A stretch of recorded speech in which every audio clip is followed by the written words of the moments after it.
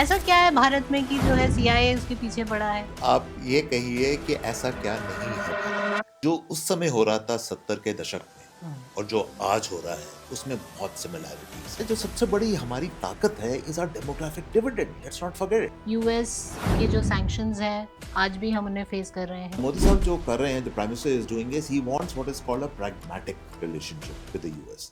See, Indira Gandhi was a very complex personality. जिस तरह का कैरेक्टर आपने दिखाया है उस प्राइम मिनिस्टर का, वो साइकोलॉजिकली डिसीज्ड भी नजर आती है। Indira Gandhi partly was a definitely a nationalist. उस टाइम उनके जो पुत्र थे Sanjay Gandhi ji, he was both.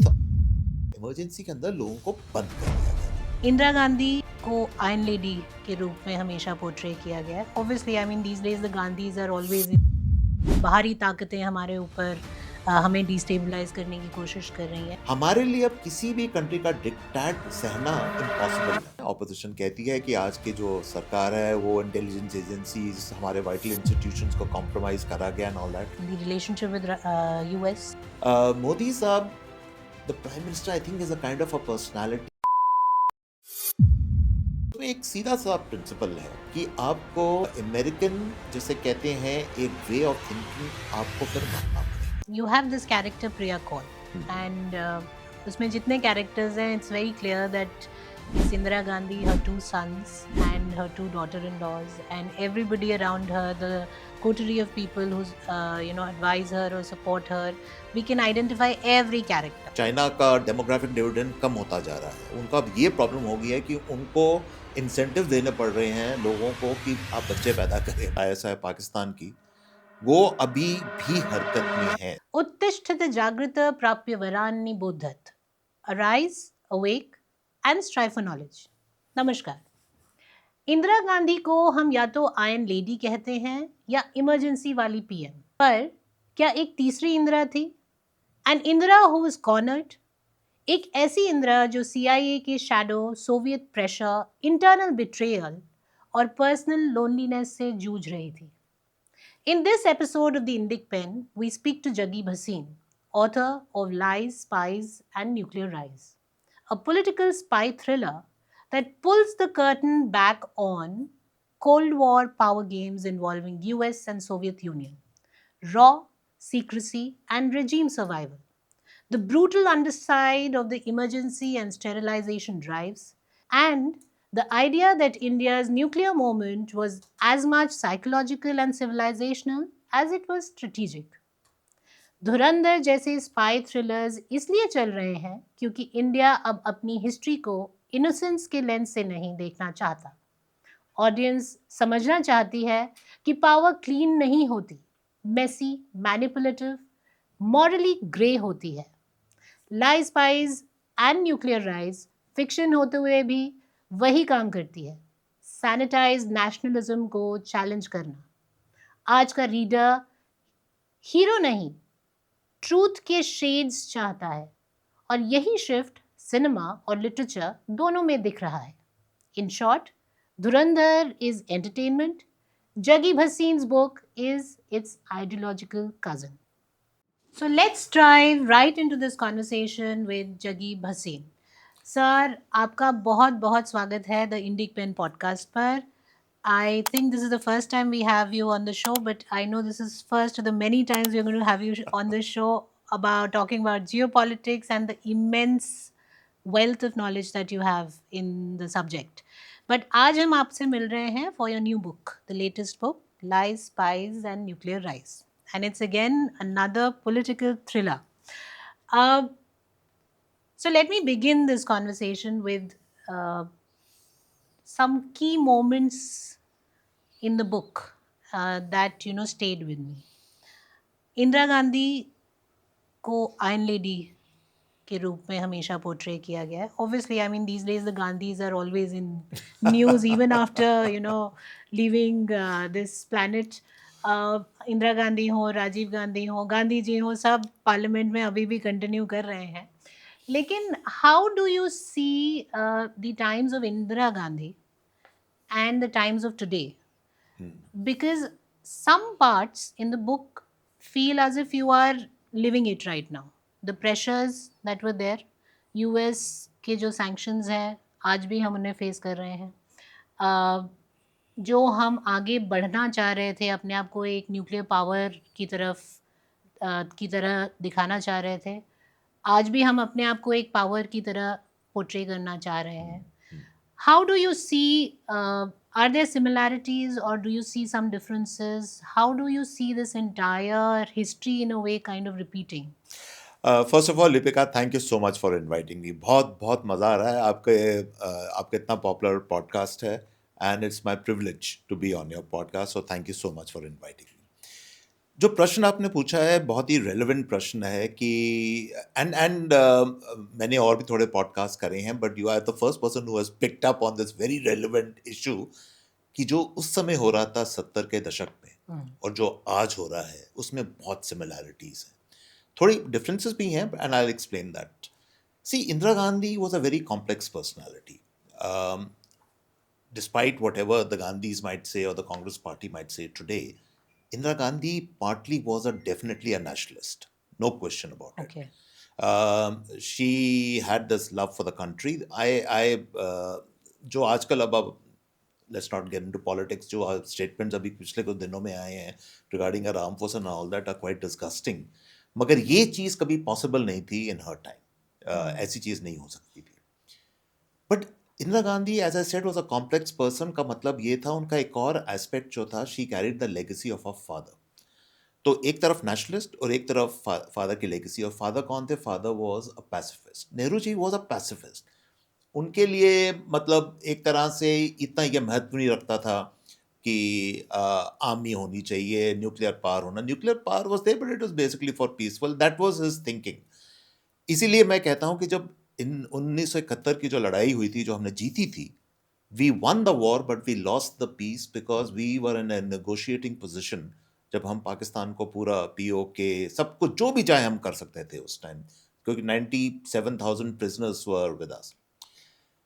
अगर आज की तुलना करें तो आज की तुलना में भी वही हो रहा है। उस समय जो इंटेलिजेंस एजेंसीज थी, तीन, हमारी रॉ, सीआईए अमेरिका की और आईएसआई पाकिस्तान की, वो अभी भी हरकत में है। द सेम जो जद्दोजहद, जो कशमकश, वो अभी भी चल रही है। मतलब India is of course a very strong economic part today, but इसका मतलब ये नहीं है कि आपके ऊपर खतरा टल गया है। The threats are very very real, और intelligence agencies are the worst of the worst when they want to be. So in that sense, किताब चाहे 70 में के दशक में सेट है, मगर उसके जो एकोज हैं वो आज भी हम देख रहे हैं, आज की जो परिस्थितियां हैं। So yes, there is a connection between that time and today in this book. I'll come to the part where you talk about Indira Gandhi's personality. But before that, I would like to understand ऐसा क्या है भारत में जो दशकों से हम लोग सैकड़ों सालों से गुलाम रहे हैं, we were left in penury when we got our freedom. Correct. फिर भी ऐसा क्या है भारत में कि सीआईए जैसी एजेंसी जो है आज भी लगी है हमारे पीछे कि किसी तरह जो है डिस्टेबलाइज्ड रहे। पहली बात तो मैं समझना चाहूँगी, क्या ये वाकई ट्रूथ है कि हम जो कहते हैं बाहरी ताकतें हमारे ऊपर हमें डिस्टेबलाइज करने की कोशिश कर रही हैं, या आपकी किताब में रिफ्लेक्ट होता है? I mean Indira is, it's not Indira of course, miss Priya call is continuously trying to fight that back. Correct. But ऐसा क्या है भारत में कि जो है सीआईए उसके पीछे पड़ा है? आईएसआई का तो समझ में आता है मुझे, there's an ideological reason which drives them, but Yeah. प्रश्न आप ये कहिए कि ऐसा क्या नहीं है भारत में। I look at it this way because see, we have everything. अगर आप आज के जियो स्ट्रेटेजिक एंगल से देखें तो you see India's maritime boundary. true. The maritime boundary is very significant, क्योंकि पूरा आपका, जैसे कहते हैं, पूरा इंडियन ओशन, पूरा मलाक्का स्ट्रेट्स, जहाँ पर China, all aspects, every convergence, Bay of Bengal is a very critical area. मतलब जितना ट्रैफिक है, फिर अरेबियन सी उस तरफ चला जाता है, और ऑब्वियसली आपके हिमालय में जो आपकी रेंजेस हैं, जो आपकी चाइना से बॉर्डर करती हैं। तो एक तो purely in a strategic geographical location India is very very significant. उसका बहुत ही मतलब इम्पोर्टेंस है, इसको आप डिनाई नहीं कर सकते। दूसरी ये बात है, जो सबसे बड़ी हमारी ताकत है, is our demographic dividend, let's not forget it. At the end of the day, आज हालत ये हो गई है दुनिया में विकसित देशों में, वेस्टर्न पावर्स, कि उनके पास लोग नहीं है काम करने। एक तो वैसे ही उन्होंने इमिग्रेंट्स उल्टे सीधे सारे भरे हुए हैं, मतलब जो वैसे ही काम नहीं करना चाहते, और more and more the white population, they are looking for escape routes not to work. तो अब कहाँ से लोग, टेक्नोलॉजी है उनके पास, कई चीज़ें हैं, मगर वो कहाँ से आएंगे? So India will eventually, as I foresee, it will become the skilled labor force provider for the world. It's already happening. Israel ने हमारे साथ पैक्ट कर लिया है, हमारे कुछ वेस्टर्न ईयू के साथ भी ये पैक्ट शायद होने वाला है, और बड़ी कंट्रीज हैं। ठीक है, अमेरिका में ये उल्टा एक चक्र चल रहा है, but that is because of the politics of the president out there, forget about that. But in the rest of the world, western Europe, और ये जो आपके जापान के साथ होने वाला है आपका पैक्ट, सो डेमोग्राफिक डिविडेंड बहुत बहुत इंपॉर्टेंट है। सिविलाइजेशन की जब हम बात करते हैं, तो वो हमारी अंदरूनी ताकत है, उससे दुनिया को कोई उससे मतलब वाकिफ हो या ना हो, it doesn't make a difference to us, but that is our strength, that gives us the moral courage to go forward. मगर our demographic dividend, our growing economic cloud, the supply chain country of the world, because China is declining, whether we like it or not.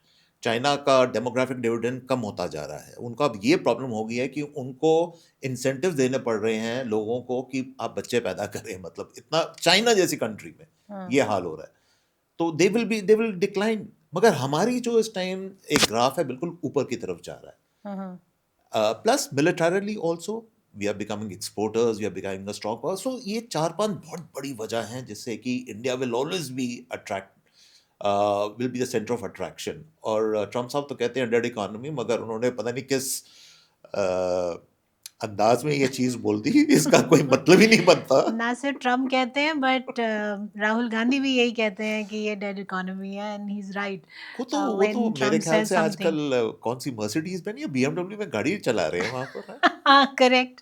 कल कुछ pictures थी and there was a reel viral. But let's take a step back into the book. Yeah. You have this character Priya Kaul, Mhm. and उसमें जितने characters हैं, it's very clear that it's Indira Gandhi, her two sons, and her two daughter-in-laws, and everybody around her, the coterie of people who's advise her or support her. We can identify every character. Uh, I can, being from publishing, I also understand your compulsion of making it fictionalized and taking some liberties there. But I wanted to understand that in the book you have not only shown her, एक और तो वो काफ़ी strong नज़र आती हैं, लेकिन कहीं ना कहीं आप जो जिस तरह का कैरेक्टर आपने दिखाया है उस प्राइम मिनिस्टर का, वो साइकोलॉजिकली बिसीच्ड भी नज़र आती हैं। बिल्कुल। Was Indira like that?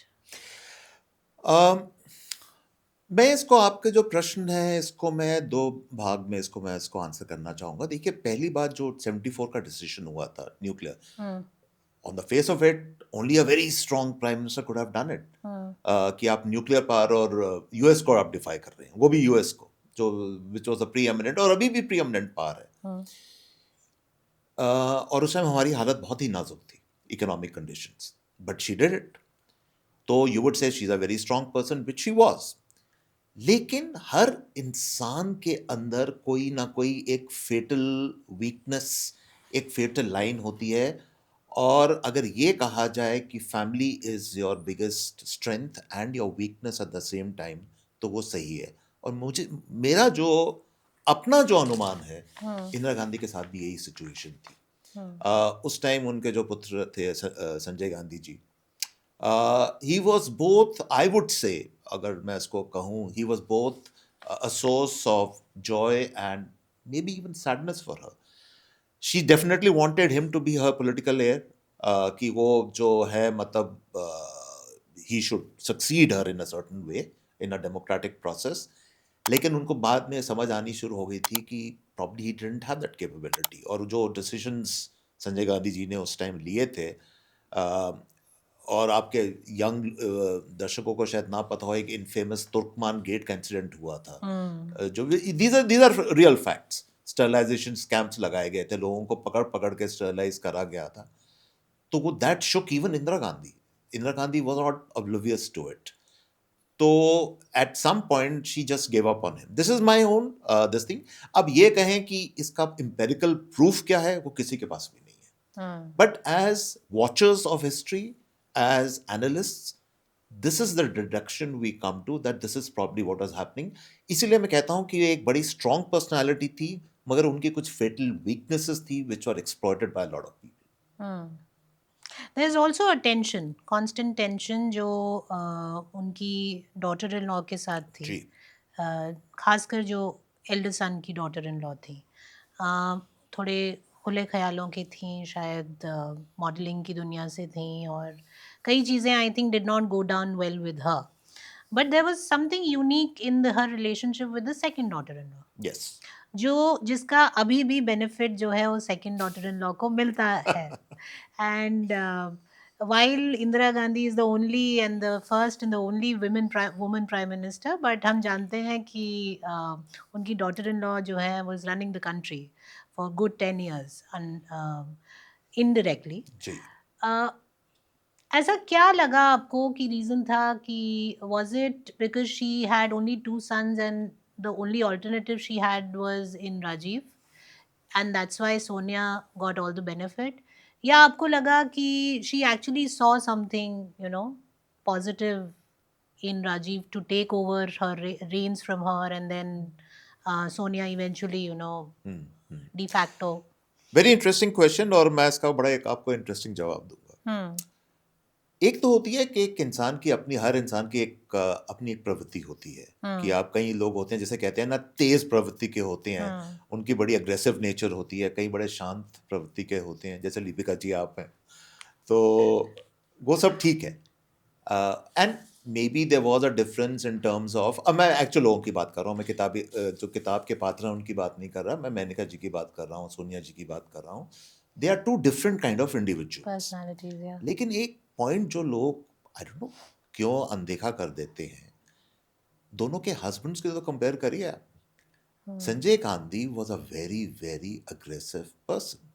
He was aggressive, क्या वो, ही वॉज 10x अग्रेसिव। जो उन्होंने चीज़ें उस टाइम करी थी, इतिहास में, भारतीय इतिहास में कभी नहीं हुई थी पहले। और Rajiv Gandhi all sudden done काफ़ी शांत पर्सन थे। तो मेरा पॉइंट ये है कि समटाइम्स जो आपका पार्टनर है, उस पे जो उनकी जो कैरेक्टर होता है, जो पर्सनालिटी होती है, rubs off on you, and that is why the difference between, let's say, one daughter in law, the other daughter in law, it was also the husbands जिनका इन्फ्लुएंस था अपनी स्पाउसेस के ऊपर, अपने पार्टनर्स के ऊपर, and that was the reason why probably Menka ji was also very aggressive in a certain way. Uh, uh, and Sonia Gandhi, to my mind, played the long game. She, I think, has been a strategist right from the beginning. This is my own You estimation. feel so? I think so. I think so. But probably she learned the art of patience to some extent from, I would say, from Rajiv Gandhi. But she also realised, और एक बड़ी interesting, और ये आपको मैं एक चीज़ बता रहा हूँ, क्योंकि एक उनका एक स्टेटमेंट आया था बहुत पहले, जब एवरीबडी एक्सपेक्टेड हर, जब इलेक्शन हुए थे, that she would take over as the reins of power and she would become the prime minister, and she made Manmohan Singh the prime minister. और कहीं पर उनका एक स्टेटमेंट आया था कि I am not quoting exactly, but उसका जो सारांश स्टेटमेंट का ये था कि मैं नहीं चाहती थी कि देश के अंदर, मतलब मेरे इस डिसीजन से कि मैं प्राइम मिनिस्टर बन जाऊं, कि लोग सड़कों पे उतर आए।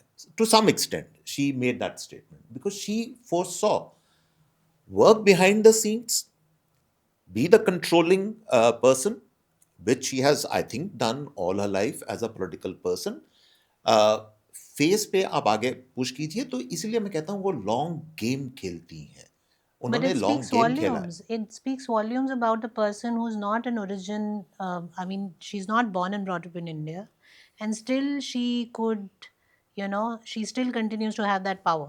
एब्सोल्युटली। एंड अगर हम थ्योरीज की बात करें तो एक और मैं अपनी थ्योरी बताना चाहता हूँ। हाँ, अ, लोग अब जब कहते हैं कि राहुल गांधी जी, उनके जो विचारधारा जो है वो बिल्कुल ही अलग है, हाँ, काफ़ी क्रिटिसाइज भी करते रहती हैं कई चीज़ें, हाँ, तो लोग भूल जाते हैं एक सिंपल चीज़ कि who had brought up Rahul Gandhi.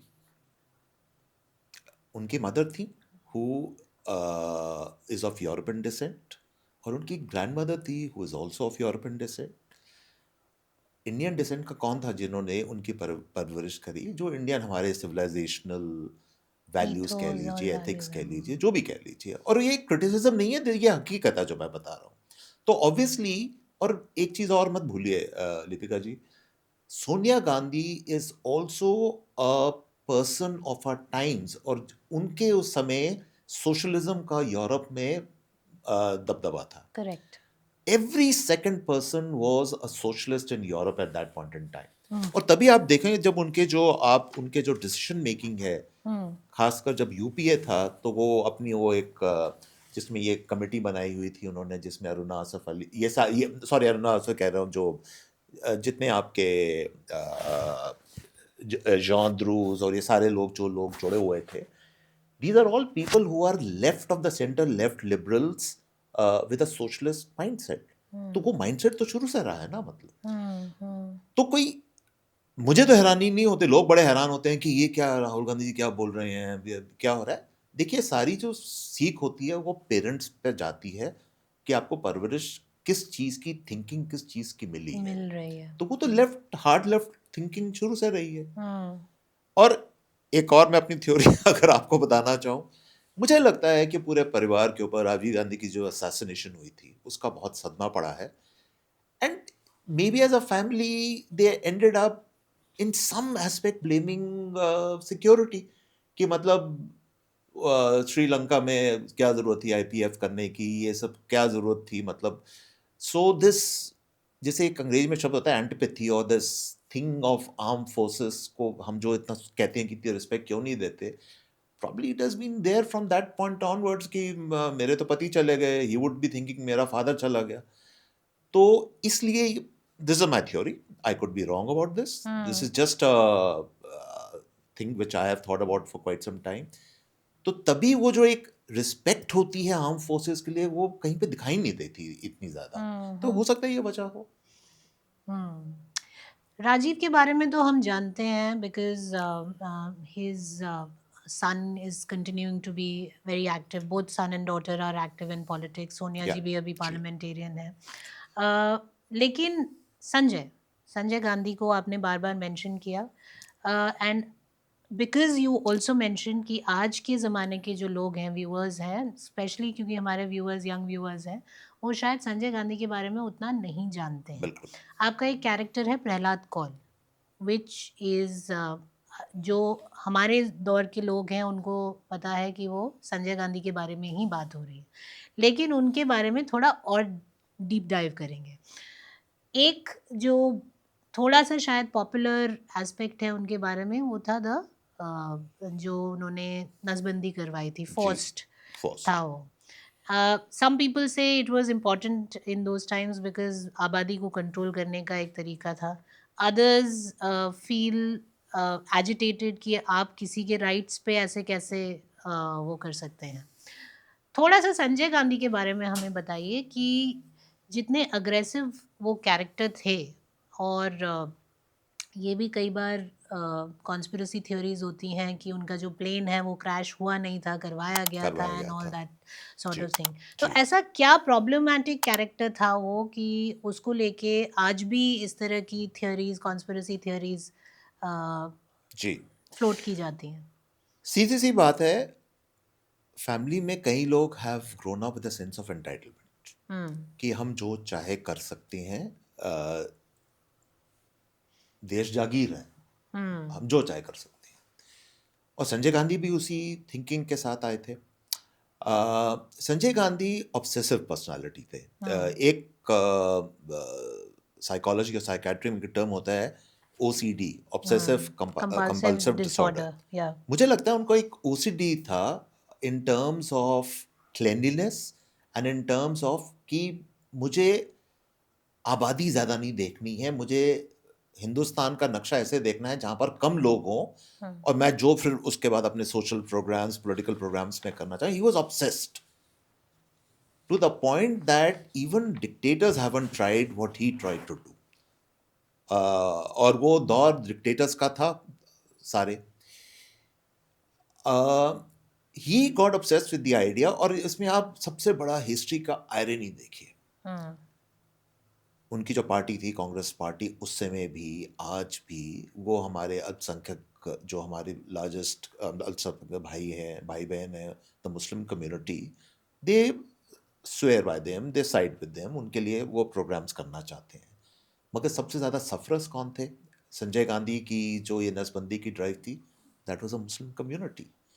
Turkman gate में स्टरलाइजेशन कैंप में, और मैं तो उस समय वी वर किड्स, नौजवान, मतलब हम सब देख रहे थे अपने, हमने सब पकड़ पकड़ के लोगों को झुग्गी झोपड़ी घरों से पकड़ पकड़ के लोगों को फोर्सबली, जो मैंने सीन उसमें एक चैप्टर लिखा है पूरा, जी उसमें जी डिस्क्राइब करा है, नॉट ओनली नसबंदी करा के, बट उसके बाद आप देखिए ह्यूमिलेशन, कि उसके बाद 50 रुपए जेब में डाल दिए और एक कॉफ़ी का मग ले लिया, चलो उसमें शुगर है, अब जान आ जाएगी, जाओ बाहर जाओ। I have never seen this kind of brutality anywhere in the world. और मुझे लगता है हमारे आज के जो नौजवान लोग हैं उनको पता होना चाहिए इसके बारे में। The country has been through that era. Either we are whitewashed और हम इसके बारे में बात नहीं करते, या इसका टॉपिक नहीं आता, मगर it was a brutal era. Plus जो उनका आउटफिट था, यूथ कांग्रेस जो था उस समय, तो वो सारे के सारे सफ़ेद कुर्ता पजामा पहनते थे, मगर वो सारे के सारे A to Z सारे लठबाज थे।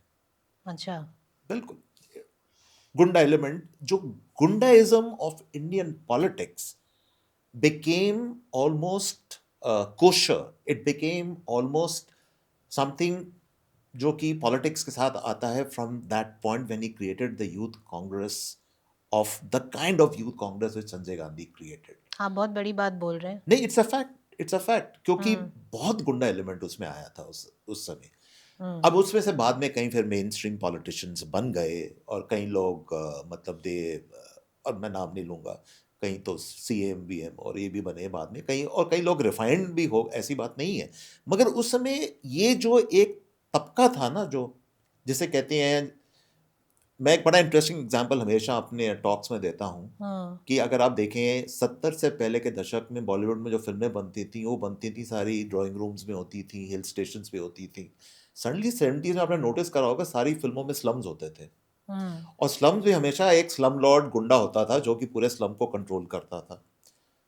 तो ये literally was the political face of that same thinking, कि मतलब लड़ चलाएंगे, हम फोर्स करेंगे, हम ये करेंगे, तुम सुनोगे नहीं कैसे हमारी बात, and all that. That aggression in Indian politics actually of a different level all started from that point onwards, what he was doing.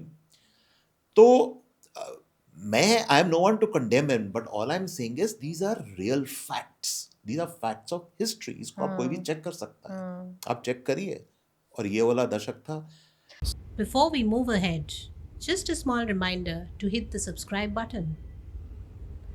But अगर हम इसी में थोड़ा आगे जाएं तो ऐसा तो why was there such a discomfort, because even Indira Gandhi, what happened in 84, and specially जो इमरजेंसी का जो दौर था, वो भी एक तरह का गुंडागर्दी थी। इनफैक्ट यहाँ तक कहा जाता है, और आपकी किताब में भी जो दिखाने की मुझे जो लगा रिफ्लेक्ट हो रहा था, वो ये था कि रॉ जो है इंटेलिजेंस मैनेज करने के साथ साथ रेजीम को भी मैनेज कर रहा था उस दौरान। इस पर थोड़ा प्रकाश डालिए कि ये जो एक दौर था इमरजेंसी का, जो इंदिरा गांधी ने फोर्स किया पूरी कंट्री के ऊपर, बिकॉज शी वाज फियरिंग कि शी इज लूजिंग कंट्रोल, ये कहाँ से उपजा, where did this germinate from, and ऐसा क्या हो गया कि सडनली सारी एजेंसीज अपनी जो है वो कॉम्प्रोमाइज हो गई। और आज अगर हमें, मैं अगला क्वेश्चन उसके बाद पूछूंगी, क्योंकि अगर आज यही बात की जाती है कि सरकारी एजेंसीज कॉम्प्रोमाइज्ड हैं, तो उसमें कितना सच हो सकता है। मतलब अगर देखा जाए तो आपकी कहानी को पढ़ के तो लगता है कि सच हो सकता है। Can I answer the second question first and then I'll come to the first? Sure, please. हाँ, एक्यूजेशन लगते हैं, ऑपोजिशन कहती है कि आज की जो सरकार है वो इंटेलिजेंस एजेंसीज हमारे वाइटल इंस्टीट्यूशंस को कॉम्प्रोमाइज़ करा गया एंड ऑल दैट। तो मेरा सर एक प्रश्न होता है कि भाई आप सब ओपनली बोल तो रहे हैं ना, टीवी पे बोल रहे हैं, रेडियो पे बोल रहे हैं, आप लेख लिख रहे हैं, इंडियन एक्सप्रेस में आप आर्टिकल्स हर रोज़ मैं उनके पढ़ता रहता हूँ, पता नहीं क्या क्या आप कर रहे हैं, खुली आज़ादी से आप बाहर आप पार्लियामेंट के आगे आप प्रोटेस्ट कर रहे हैं, तो आपको बंद तो नहीं करा गया ना। इमरजेंसी के अंदर लोगों को बंद कर दिया गया था, simple as that. People have to understand what emergency really meant. The Indian Express, the same Indian Express which actually is a very anti government जो लाइन आजकल लेती है, वही इंडियन एक्सप्रेस उस समय उन्होंने ब्लैंक फ्रंट पेजेस निकाले थे to show the protest against the emergency, कि मतलब आप ब्लैंक छोड़ दो कि हम कुछ, हमारे आज़ादी नहीं है हमको लिखने की। All the opposition leaders were locked up. तो ये तो देखिए उस समय का जो दौर था। My only point is there is a big difference between जो आजकल कहा जाता है और उस समय जो हो रहा था, और उस समय क्यों हो रहा था, वो जो आपने मेरे से प्रश्न पूछा है उसकी एक बहुत बड़ी वजह थी लिपिका। और सबसे बड़ी वजह ये थी कि who were the friends, who were the idols, who were the inspiring people for Indira Gandhi at that time. मैं आपको लिस्ट बताता हूँ। पैलेस्टीनियन लिबरेशन ऑर्गेनाइजेशन के Yasir Arafat, okay, Soviet union के जो सारे जो डिक्टेटर्स थे वो, थर्ड वर्ल्ड कंट्रीज के जितने उस टाइम डिक्टेटर्स थे, शी वॉज, और ये मैं एक दृश्य कभी नहीं भूलता, ये मैंने अपनी आंखों से देखा है। उस समय एक दिल्ली में एक जगह है, विज्ञान भवन कहते हैं उस पर, वहां पर हुआ था नॉन अलाइंड समिट। और नॉन अलाइंड समिट में ये सारे लोग आए थे, and Yasir Arafat came, he hugged Indira Gandhi, she is my sister, what जो भी उन्होंने बोला था। She was very comfortable with all the dictators of the world. तो अब आपको जो सीख है, आपकी जो इंस्पिरेशन है, आपकी जो थिंकिंग है, वो लोग इन्फ्लुएंस नहीं करेंगे आपको, सीधी सी बात है। And then you would try the same methods back home. लोग कहते हैं ना कि आपको आपको ये चीजें आपने कहाँ से सीखी, क्योंकि आप दुनिया से सीख रहे थे। और उस समय ये रेजिस्टेंस मूवमेंट्स, ये सारे टेररिज्म वाज इमर्जिंग, और उसको जो आजकल रिस्पेक्टेबिलिटी देने की फिर कोशिश की जा रही है इन मेनी सर्कल्स, टेररिज्म को, वो चीज उस समय शुरू हो चुकी थी। PLO by all, by any standard was a terrorist organisation. Palestinian Liberation Organisation, उसको आप कह सकते हैं हाँ वो अपनी आज़ादी के लिए लड़ रहे थे, ये सब वो कर रहे थे, but they have done terrorist acts. Correct. अब वही यासिर अराफत को आप गले मिल रहे हैं, आप उनको हेड ऑफ स्टेट का दर्जा दे रहे हैं, ये सब कर रहे हैं, और इस तरह के और भी बड़े कैरेक्टर्स थे। बट क्या यही मैं वही समझना चाह रही हूँ कि जब वो खुद इस तरह का डिक्टेटोरियल उनका एटीट्यूड था, तो उन्हें संजय गांधी के इस तरह के एटीट्यूड से क्यों आपत्ति है? Because he had gone even further than what she had imagined. सीधी सी बात है, शी वाज, देखिए at the end of the day Indira Gandhi को आप क्रेडिट दीजिए, she was a very very complex personality तो थी, but she was also very sharp politician. उनको एक चीज समझ आ गई थी कि आप भारत पे आप ये डिक्टेटरशिप कर लीजिए, ये कर लीजिए, ये इसको ले आइए, वो ले आइए, ये सब कर लीजिए, मगर आप जब लोगों की जो विचारधारा नहीं, ये उनकी फिजिकल जिसे कहते हैं ना, कि मतलब आप नसबंदी कराएं, physical just imagine physical what space does it को mean. It violate means you कर आर रहे हैं। Reducing a human being to importance levels, कि वो किसी काम का नहीं रहा in a way. I mean little honest no about no, here. Absolutely. तो शी अंडरस्टूड कि ये तो ऐसा जबरदस्त बैकलैश बनेगा, कि ऐसी टाइड उठेगी कि संजय गांधी क्या, हम सब इसमें बह जाएंगे। She understood that. That is why she was distancing herself from Sanjay Gandhi. She was quite hurt, angry, perplexed, but she did not know what to do with him. और उसके बाद फिर ये इंसिडेंट हो गया। बाय द वे, एक और बड़ी इंटरेस्टिंग आपके टिडबिट में आपके दर्शकों को बताना चाहूँगा। आई एम नॉट कोटिंग नेम्स। मैंने एक किताब के अंदर एक लिखा है कि जब वो प्लेन जब नीचे जा रहा था, सेस्ना था आई थिंक, ये मैंने कहीं ऑथेंटिक सोर्सेज से भी पता करा है। There used to be a house in Malchana and the industrialist who was there, जिनको बहुत हैरेस करा गया था उस समय, और उन्होंने फिर उसके बाद पटाखे जलाए थे। I mean this is a fact. I still remember on the day when he died, and people in some quarters were bursting firecrackers. बहुत ही बुरा लगता है सुन के, but मैं आपको हकीकत बता रहा हूँ, ये सब हुआ था because so many people were fed up with what was going on. These are facts of history. Especially given the fact that even though he did not have the power, so to say. मैंने power तो आ गई ना Deepika, power कैसे नहीं थी, power बिल्कुल थी. नहीं, बट प्राइम मिनिस्टर का बेटा होना पावर थोड़ी ना है. नहीं, he had abrogated a lot of power to himself, ऐसी बात नहीं है. अब ये सारी जो रिक्रूटमेंट उस टाइम आप यूथ कांग्रेस के, भाई यही लोग तो फिर बाद में आपके main, at the end of the day what did Indira Gandhi really want? Do you think she trusted Jagjivan Ram? She trusted Swaran Singh? और did she trust? She didn't trust anyone of them. अच्छा. Indira Gandhi only trusted her bureaucrats. Okay. She never fully trusted her cabinet. She was a very paranoid person, very, very paranoid person. Which comes across in the book. Yeah. This is a fact. This is not something which I am making up. She interest, और वो भी जो उस समय था कि वो जो तबका जो especially जो कश्मीरी ब्राह्मण जो उनके, she was also Kashmiri Brahmin, तो that is why Mr. Kao, who was the raw head, you know, these kind of people were there. Raja Ramanna, he was the atomic BARC chief. These kind of people were, she trusted these people. She did not trust her cabinet. Cabinet minister तो अब रखना पड़ेगा ना आपको, तो ठीक है, country तो चलानी है आपको. बट स्पेशली जगजीवन राम में तो बिल्कुल मुझे लगता है उनका ट्रस्ट लेवल कुछ खास ज्यादा नहीं था. So this is a fact. There is nothing which is made up in that.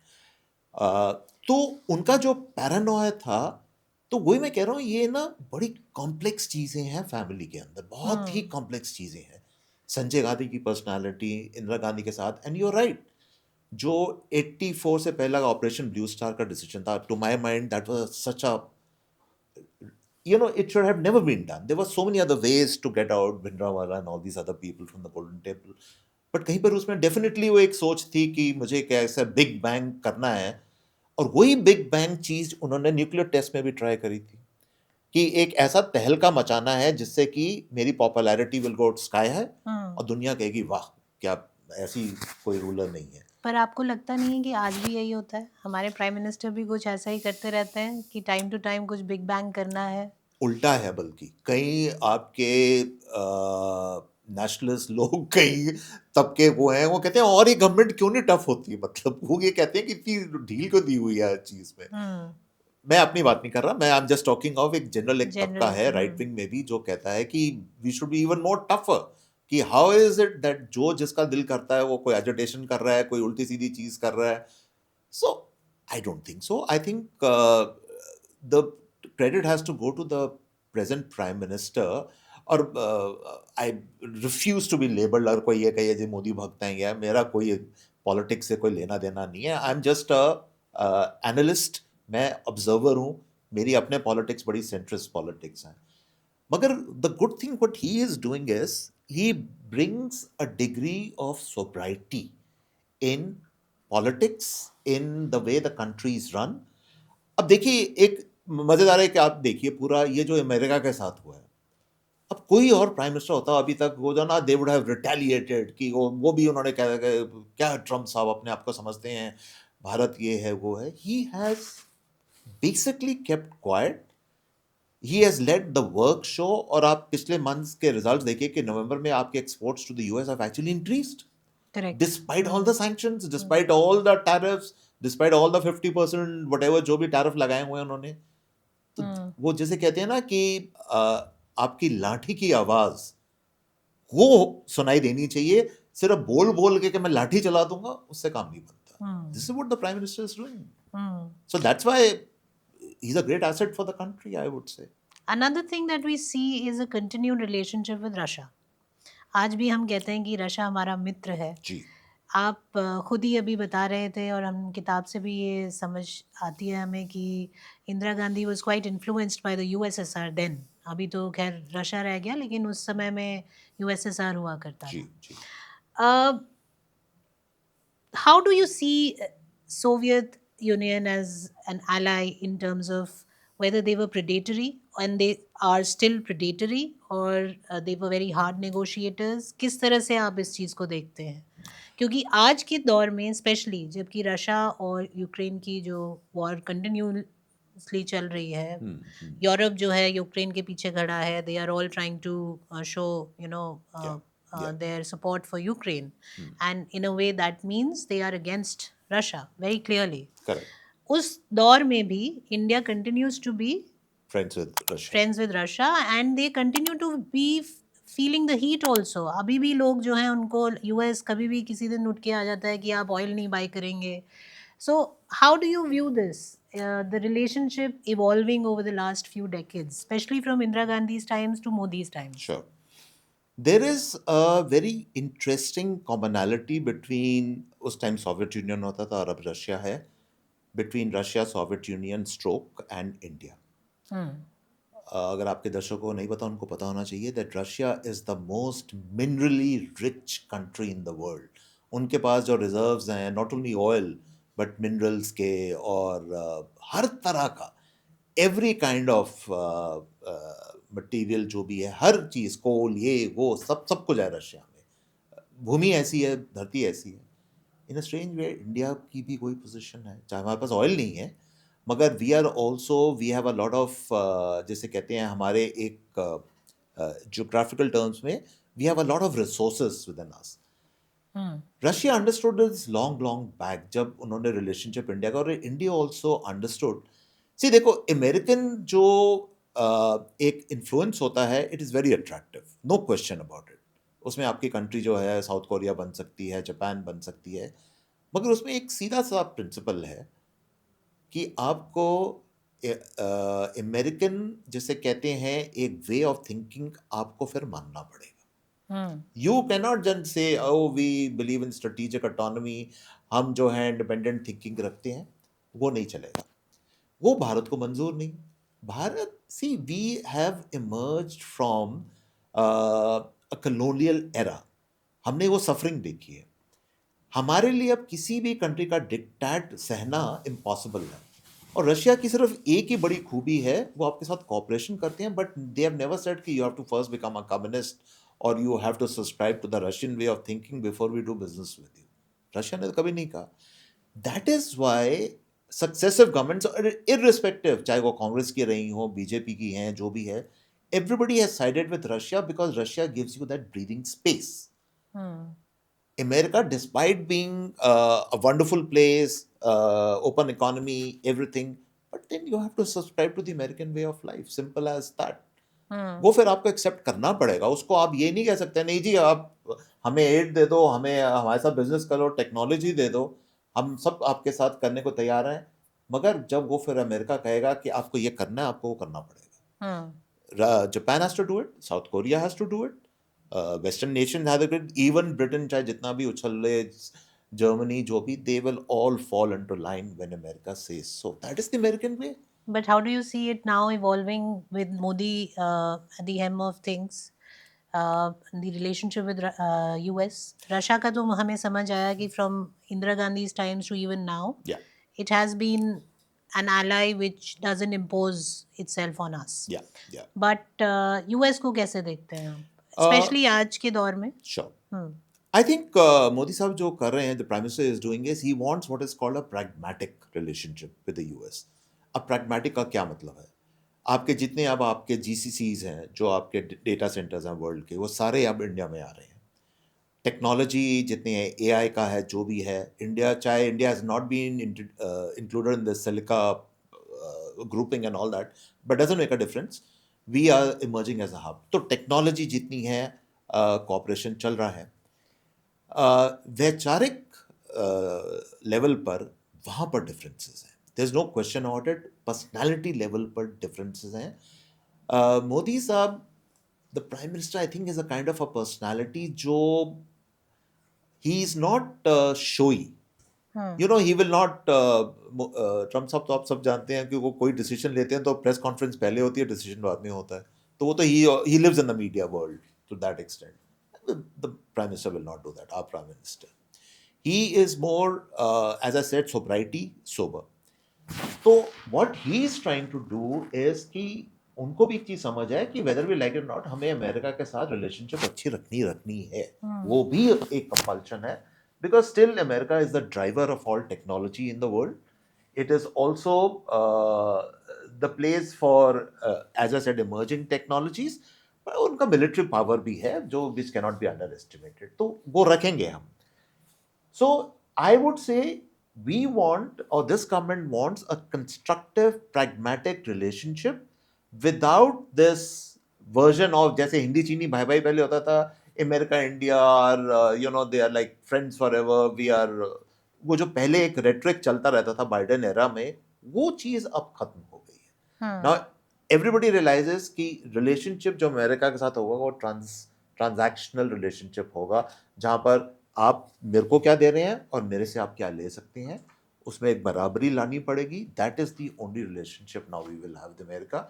And this is what ये जो गवर्नमेंट हमारी है यही ट्राई कर रही है कि ठीक है, ट्रेड डील करनी है, जो भी करना है, हम भी आपको कुछ दे रहे हैं, आपसे भी हमको कुछ अपेक्षा रखते हैं आपसे कि आप भी हमें वो देंगे, तो या फाइन. तो मतलब एक तरह से अगर हम कहें तो बनियागिरी की रिलेशनशिप. बिल्कुल बिल्कुल. तो आपको क्या लगता है कि इंदिरा गांधी ने जो रिस्क लिया कि यूएस के वहाँ अगेंस्ट जाने के बावजूद उन्होंने न्यूक्लियर टेस्ट सैंक्शन किए, did she emerge as a stronger leader? Did that really, does it put her in a different pedestal than Modi that way if we draw comparison? एक बहुत interesting चीज मैं कहना चाहूंगा कि आप उस समय इंदिरा गांधी की जो आपने बात करी, और अगर आप ट्रम्प साहब का भी देखें, foreign policies of countries are also determined by personalities of the person at the top. जो फॉरेन पॉलिसी आज के दौर में हो रही है वो टू सम एक्सटेंट वो आइडियोलॉजिकल इतनी नहीं रही, वो पर्सनालिटी ड्रिवन भी होती जा रही है. जो ट्रम्प साहब दिखा रहे हैं कि उनकी जो पर्सनालिटी है, the people he likes Asim Munir, अब बताइए, ठीक है उनको, बट मुझे लग रहा है कि वो उनके साथ बड़ा हार्ड बार्गेन करने वाले हैं, क्योंकि वो he wants Pakistani troops to go to Gaza and all that. तो उनकी पर्सनालिटी है, वो कोई ये नहीं है कि मतलब he will kind of people he likes, he wants a foreign policy to be around that. तो ये दौर जो है बड़ा एक आजकल हो क्या गया है कि आज के दौर में लाइंस हैव ब्लर्ड. अब कोई आइडियोलॉजी नहीं रही कि पहले जैसे होती थी, कोल्ड वॉर की आइडियोलॉजी होती थी, either you are this side और दैट साइड, ये सब अब सिर्फ ट्रांजैक्शनल आइडियोलॉजीज रह गई हैं. मुनाफा, जैसे आप कह रहे हैं कि हमारी बनियागिरी, और उसमें तो हम माहिर हैं, हम तो वी आर द बेस्ट, तो we are also good at it, we are also learning the game also, हम भी वही गेम खेल रहे हैं, मगर हमारे अपने प्रिंसिपल्स हैं. जैसे हम कहते हैं, जैसे हमने कोविड के दौरान दिखाया था, we help large part of the world, मगर at the same time we are also becoming pragmatic, which is a good thing. There is nothing wrong with that, Deepika, I personally feel. क्योंकि आप सिर्फ ideology और बड़ी बड़ी बातें करते रहो और अंदर कोई दम नहीं, तो उसका कोई फायदा नहीं है. It has to be your, whatever policy you roll out, it has to be backed by real economic strength and military strength. These are the two important things. और हमारा तो थर्ड सबसे बड़ा जो हमारी जो which goes in our favor are demographic strength, जो किसी के पास भी नहीं है. तो in a way इस समय हमारे पूरे, जैसे कहते हैं, सारी उंगलियां हमारी घी बटर जो भी आप कह लो उसके अंदर हैं. अच्छा. We have. The only thing is, as I said, in a long-term vision, we have to fix our हवा पानी. अगर यह सब अपना ठीक कर लें, सड़कें थोड़ी ठीक कर लें, ट्रैफिक ठीक कर लें, तो there's no place like India actually, if you think about it. True. एक इंटरेस्टिंग चीज जो आपने बोली थी कि Indira Gandhi had a lot of trust in her bureaucracy. आज मोदी जी जो हैं ब्यूरोक्रेसी को इन अ वे वो करने की कोशिश कर रहे हैं कि भाई बाबू डम नहीं चलेगा. क्या ये ब्यूरोक्रेसी का जो सपोर्ट इंदिरा गांधी जी को मिला वो शायद उतना मोदी को नहीं मिलता है? Is that something that you see, और या फिर वो भी उधर भी कुछ चेंज आया है? डू यू सी, क्योंकि bureaucracy has always been the centre of, I mean देखा जाए तो वही रन करते हैं कंट्री, पॉलिटिशियंस आते जाते रहते हैं. तो how do you view this? क्योंकि आपने ये सब बात कही, मैंने कहा before I go to the next question मैं क्विकली आपसे ये पूछूं. आपको किसने कह दिया कि मोदी जी का ब्यूरोक्रेसी में विश्वास नहीं है? उल्टा है. हाँ. Actually, in a very strange way, he actually shares a lot of commonalities with Indira Gandhi, in a strange way. Okay. मेरे को पूरा नाम नहीं याद आ रहा, मगर उनके जो मेन ब्यूरोक्रेट है Mishra ji, these are very very powerful people. The PMO, Prime Minister's Office, even today is very very powerful. Directions काफ़ी जो सुनने में आया, obviously मेरे पास कोई, I'm not in any way engaged or anything कि मुझे फर्स्ट हैंड नॉलेज नहीं है, पर जो सुनने में आता है डायरेक्शंस वहां से पीएमओ से जाती हैं. Bureaucracy is on his right hand side, there is no question about it. और मुझे एक लगता है why Indira Gandhi, why Modi ji, most prime ministers have relied on selected hand-picked bureaucrats. अब क्या होगा, वाजपेयी जी के टाइम दीक्षित साहब होते थे. Okay, now these were the people they relied upon. अब डोवाल साहब को तो खैर सभी जानते हैं, मतलब इंटेलिजेंस का उन्हें जितना रिटायर है. ही नहीं होने देना चाह रहे हो. हाँ? हाँ, उनको रिटायर ही नहीं कर उनको रहे हो. रिटायर ही हाँ, नहीं कर रहे हैं उनको. हाँ. तो कैसे करें, इतना कॉम्पिटेंस वाला आदमी आपको कहाँ मिलेगा, मतलब वो भी चीज है. So no, I think selected bureaucrats के ऊपर उनको अभी भी काफी ट्रस्ट है. So that of course the cabinet system is there and all that is there, but authoritism नहीं है. मगर एक चीज जरूर है कि he is a man who I think knows his mind. He's not confused at all. और सबसे बड़ी चीज आप भूलिए मत एक, he's a man with literally no family. ये बहुत बड़ा फैक्टर होता है जिसे लोग नहीं समझ पा रहे हैं. आई थिंक उनके भाई हैं, शायद हैं, वो सब ठीक है, but hardly any, I don't know कितना इंटरेक्शन जो भी होता है. इंदिरा गांधी की प्रॉब्लम यही थी, जो हमने किताबें मैंने दिखाया है, that at as I said she was a split personality in a way. There was one side of Indira Gandhi which was actually genuinely goddess Durga. She could become that. क्योंकि आप देखिए जो 71 के अंदर जो उन्होंने विभाजन करा और बांग्लादेश को बनाया, अरे पूरे इतिहास में ऐसा कोई एग्जाम्पल है ही नहीं कि you have created a separate country, but she did it. And then I said she won the war and then she went ahead and lost the peace. क्या जरूरत थी भुट्टो साहब के साथ जो आपके टॉक्स हुए थे, आप नॉट ओनली प्रिजनर्स को दे रहे थे वापस, आप कोई आपने पीओके की बात नहीं करी. जो भुट्टो ने कहा आप सब चीजें मान गए, क्यों माने? You know, this is one of the biggest questions of history, Indian history, कि ये क्यों हुआ. हम ये Pakistan problem we could have solved completely at one go. POK ये सब कुछ सॉल्व हो जाता उसी टाइम, नहीं हुआ. बट ये जो डायलेमास हैं, मुझे लगता है कि प्रेजेंट प्राइम मिनिस्टर के नहीं है. Because as I said he is unattached. There is nobody, there is no weakness. एक अंग्रेजी में एक शब्द होता है फिलियल वीकनेस, यानी कि बेटा हो, बेटी हो, कुछ हो, फैमिली मेंबर हो, उनकी कोई है ही नहीं. He is only, as he keep saying कि मेरी तो पूरा हिंदुस्तान मेरा फैमिली है. So you actually have to take it literally, and that is why people like him to a large extent don't come under pressure. Pressure में आप तब आते हैं जबकि आप एक पोजीशन पे आ जाते हैं जब आपको कोई एक तरह से इन अ वे ब्लैकमेल कर सकता है. इनको कौन करेगा? There's nothing. He is a man who has come on his own. He has no family attachments. आप साइकोलॉजी समझिए ना उस चीज की. और इसमें कोई ये इन चीजों का एम्पेरिकल प्रूफ नहीं होता. You have to read between the lines to understand personalities. Correct. आपने गॉडेस दुर्गा की बात की. There's a god man also in the entire story. और हाल ही में आई थिंक एक फोटोग्राफ रिलीज हुई थी जहाँ Indira Gandhi is shown at sitting at the foot of a godman. आपकी कहानी में भी वो गॉडमैन है, एंड उन गॉडमैन का बहुत मेजर इन्फ्लुएंस आपने दिखाया है.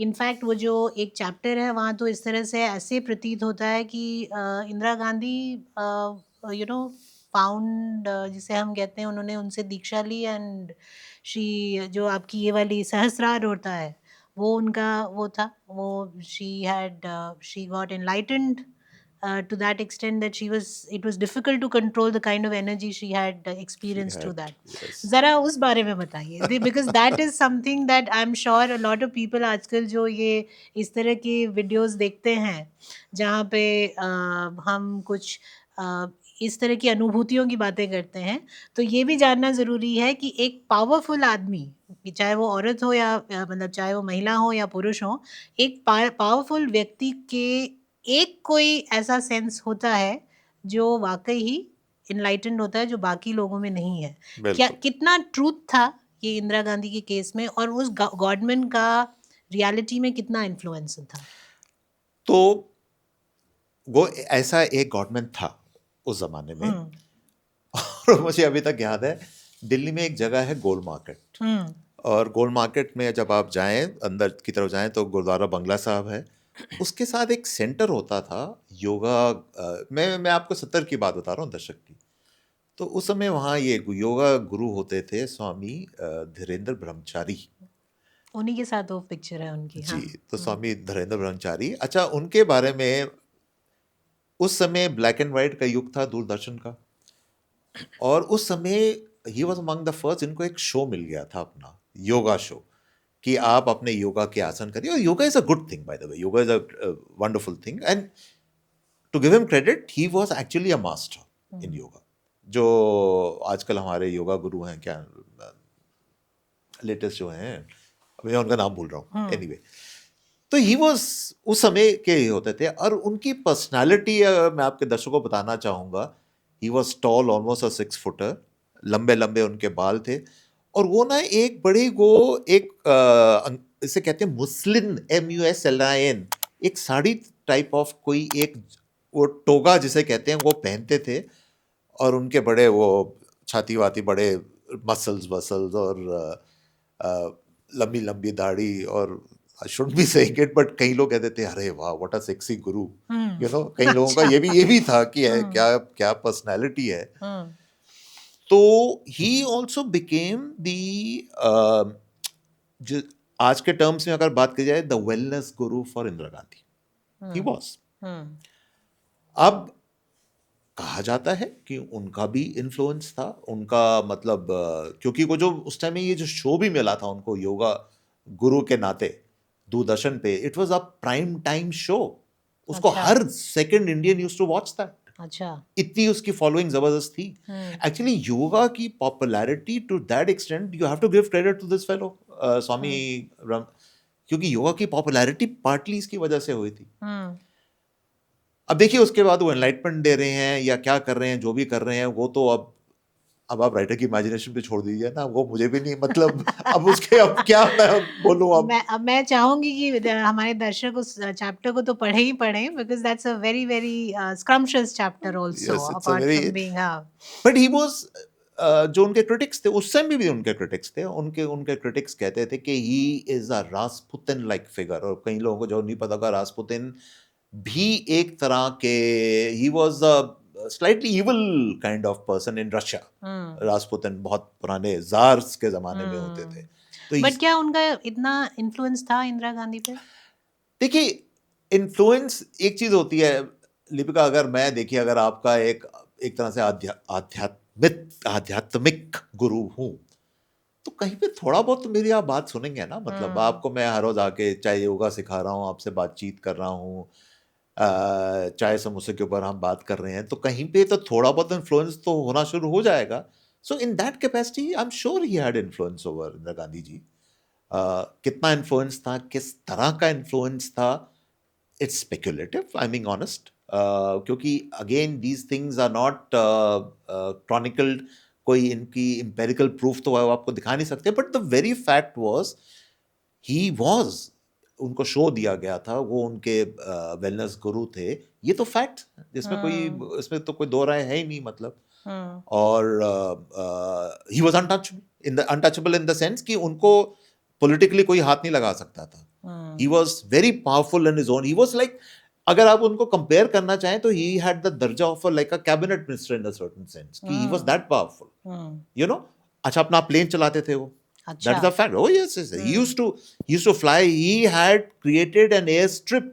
उनका एक आश्रम बनाया हुआ था, उसमें अपना एयर स्ट्रिप बनाया हुआ था, अपना प्लेन चलाते थे, और प्लेन में दिल्ली आते थे, जाते थे, ये सब चीजें वो करते तो थे। ऑब्वियसली मतलब काफी इंदिरा जी का काफी हाथ था उनके अब इस सक्सेस में। योगा से अगर आप आज के दौर में देखें तो क्या आपको पर सेशन में कितने पैसे मिल जाएंगे, बताइए मेरे को।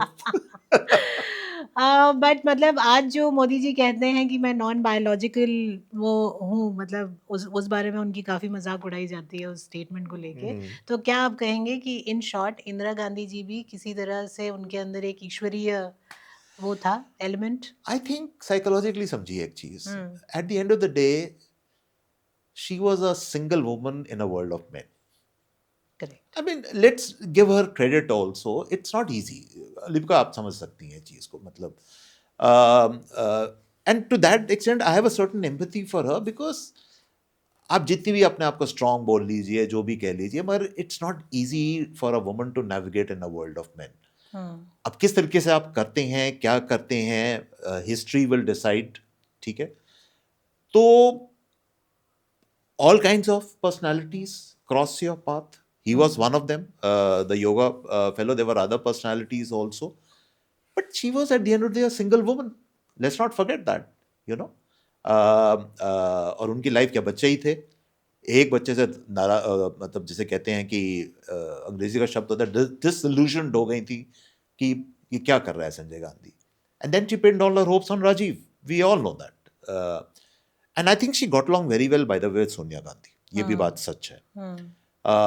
एक वुमन एम्पैथी भी थी, वो मुझे लगता नहीं वो एम्पैथी उनकी मेनका जी के साथ थी, I don't think so. So give it to her that उनके जो कॉम्प्लेक्सिटीज थी, उनके जो हालात थे, वो बड़े यूनिक थे। कई जो विमेन प्राइम मिनिस्टर्स होती हैं, उनके हस्बैंड्स होती हैं, सब कुछ होता है, तो उनको एक मॉरल सपोर्ट घर से मिलती रहती है, बट इन हर केस ये सब नहीं था। तो कहीं ना कहीं तो अभाव तो लगेगा आपको, तो वो उस अभाव को आप कैसे पूरा करेंगे, अब ये सोचने वाली बात है।